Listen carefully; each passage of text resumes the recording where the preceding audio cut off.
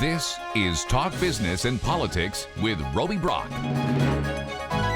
Joining me now, John Brummett, columnist with the Arkansas Democrat-Gazette. As always, good to start the week off with you, sir. Good to be here for another episode. Look forward to whatever we're going to talk about.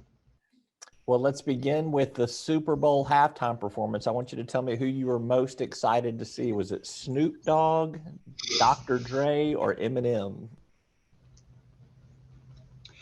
Roby, don't do that to me. I intentionally we had dinner.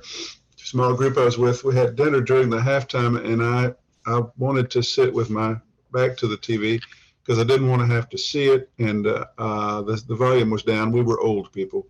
I don't get it, but I respect those who enjoyed that show. I have seen this morning that it is, some people consider it one of the top 3 or 4 halftime shows ever.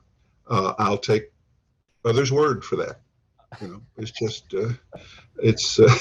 It was no Bruce Springsteen, okay? It was not. Well, you know, I'm a Tom Petty, and then Springsteen the next year. Just, 70-year-old or now departed rockers. That's my speed, and my speed is now passé. As is made evident in every way, every day.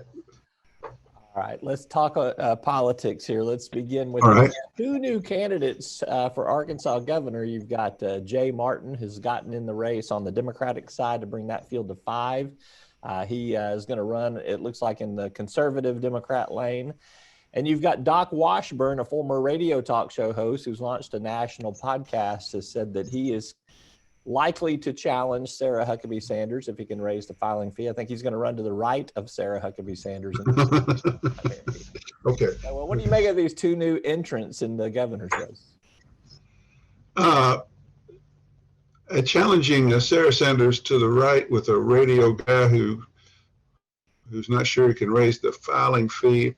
I'm just dismissing that out of hand. I believe that running the conservative lane for the Democratic nomination once was smart, but now the Democratic primary is so constricted because everybody else is going to be voting in the Republican to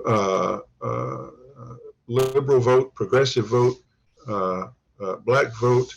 I think Chris Jones remains a heavy favorite in that, no matter Mr. Martin's entry, which of course I welcome and wish him the best. All right, we have a fiscal session that starts this week. It'll last for about 2 to 3 weeks, we think, or hope at least. Right. Let's talk a little bit about what folks should expect. On one hand, we should expect some major funding for prisons. The governor is going to push for that. Legislature seems to be largely on board with that. And then we could get into some extra innings in this regular fiscal session here. Let's give everybody a preview of what to expect. Well, these things were designed, I think, to the extent that the voters knew what they were doing when they approved fiscal sessions in off years, and I don't think the voters really understood what they were doing, simply to be more efficient in our budgeting and to come in for a few days and pass appropriations for budgeting for the next year rather than to budget 2 years at a time, which was believed to be inefficient. And ideally, they'd come in and the budget committee would have dealt with all these appropriations and things, had hearings, and things would be pretty well agreed to. And nobody wants to turn things upside down midway through a biennium, and the procedurally you could get out in a couple of weeks. And for the most part, that will be what they're doing this time. I think the prison thing, yes, people are inclined to go along. You're going to hear the standard rhetoric from the left. We need to stop just building prisons, and we need to talk about how to reform our sentencing and our entire criminal justice system. And the other side, the conservatives, will say, of course you are right, and we do, but it's not either or. We've got to do both. We've got these inmates backed up. We're paying too much to the counties. And we've got to deal with the population that we have, and then we need to work on the sentencing. And so we build the prison, and then we never work on the sentencing. And that's just what's going to happen. What I do think may be contentious about the prison thing is that the cost is put at I think the governor's saying 60 million to 100 million, and I'm wondering how you get a $40 million range. And I've heard one legislator say we built a prison for private management several years ago, and it was 30 million. What's happened? Maybe the materials costs and the supply chain and all that has something to do with it. But I think that's going to be the only resistance to that. And then today, if you want to extend the session at all, when the business is over, take a 2/3 vote, but you need to get your resolution in. I think we're certainly going to extend for 8 bills which reform the structure and processes of our state employee and teacher health systems, which have been troubled. And that's going to take us, I think, into a third week, 2 or 3 days. And then, of course, the bigger issue is Jason Rapert, or the more, not the bigger issue, the more high-profile issue is Senator Rapert's attempt again to get the rules, to get the session extended, to do his Texas-style abortion bill. The issue there is it enough that legislators are going to put $1 million into grants for pregnancy resource centers, which are anti-abortion places, to allow them to feel more comfortable in their vote against Rapert's bill, which is largely grandstanding and have no effect? Or there probably will be today a separate anti-abortion bill of some fashion that'll be on the table. But I think, and I hesitate almost to say this, but I think in the end they can deny the 2/3 vote to extend without having to do any sort of cover your behind other abortion bill, none of which is necessary. That if you want abortion stopped, we've got a constitutional amendment that says we will stop it in Arkansas when the federal courts will allow it. We have a Mississippi case before the Supreme Court to be decided this year that may do that, and we're covered. We're fully covered. I think most of the Republican or pro-life legislators understand that, and they also think that Senator Rapert is grandstanding. And I think they will not extend for that, but it's going to be some falderall attending that issue, I think. It's good use of the word falderall there. You work that in, sneak that in there right at the very end. Well, I try to throw in a little new word every week. And this week it's falderall. All right, let's go poll numbers. Talk Business and Politics, Hendrix College releasing a new round of polling here. Governor Hutchinson, 59% job approval rating. John Boozman, 38% job approval rating. President Biden, 37.5% job approval rating. Yet the prevailing thought is that John Boozman's probably okay and Joe Biden is not. But those approval number ratings are a half point there. What's your take on these latest numbers? Well, I think, and correct me, Boozman's approval rating within your subset of Republican voters was 61, right? Correct. See, here's where it is in Arkansas. You just got to survive if you win the Republican primary, it is truly tantamount to election in statewide races.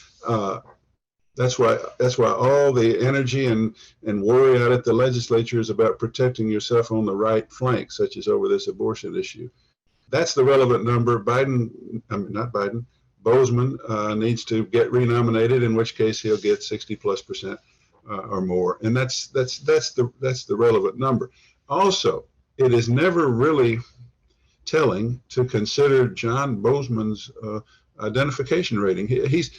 Fewer people have opinions on him than the other two because fewer people know him, which is part of his political success. He's kind of I think I referred yesterday to the stealth power of his. He keeps being unknown until people vote for him, and that happened in 2010 and in 2016.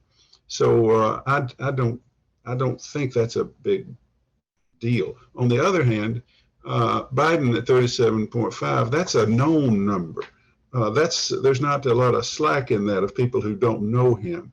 That's 37 is basically the peak for what Democrats can expect to get right now, and that's toxic. The D is toxic in Arkansas for everybody, as long as we're defined by national Democratic issues, and especially as long as Joe has governed so far by appearing to appeal more to the progressives than to more pragmatic centrist Democrats who might have some more currency in Arkansas. So that's, though they look like they're the same in terms of approval, Biden's is of a higher percentage of the electorate. Biden's is real and toxic for Democrats.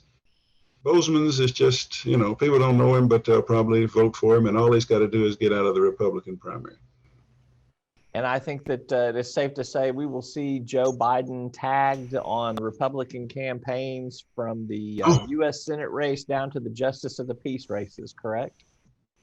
Biden, but he might have to get tagged third behind Pelosi and Schumer. I mean, it's just it's hard for me to imagine the level of change in Arkansas politics from the 80s and when I began covering it, when the Democrats were finessing national issues and just in charge around here. The level of distrust, outright fear among white rural conservative voters in Arkansas of national Democratic policies, which now define. There is no Democratic image in Arkansas. There is no Democratic identity that's separate from that national. There used to be. There is not anymore. So, yeah, Pelosi, Schumer, Biden, maybe Pelosi, then Biden, and Schumer, and that's a 1, 2, 3 that knocks out any centrist Democrat trying to run for anything in Arkansas, I suspect. All right, he's John Brummett, columnist with the Arkansas Democrat Gazette. Always good to get your take. Okay, Roby, good to talk to you. See you next time.